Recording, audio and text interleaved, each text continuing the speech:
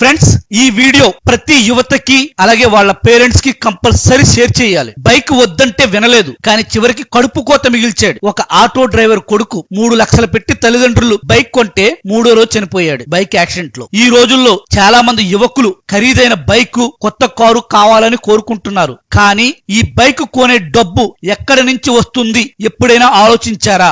మీ తల్లిదండ్రులు ప్రతిరోజు చెమటూడ్చి సంపాదించే డబ్బు, వారు చేతులు పగిలి కాళ్ల నొప్పుతో వణుకుతూ పనిచేసిన డబ్బు, అది మీ సంతోషం కోసం.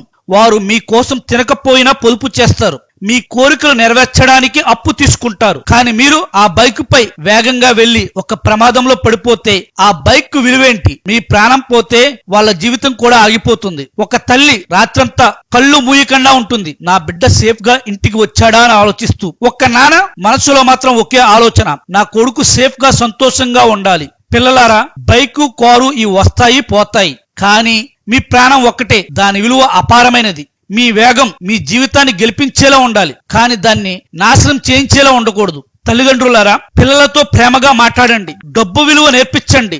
వారికి చెప్పండి, మేము బైక్ కంటే నీ ప్రాణం ఎక్కువగా ప్రేమిస్తున్నాం. జీవితం అందమైనది, తల్లిదండ్రుల ప్రేమ దానికే అర్థం. దాన్ని కాపాడండి. I love my parents always. Thank you all.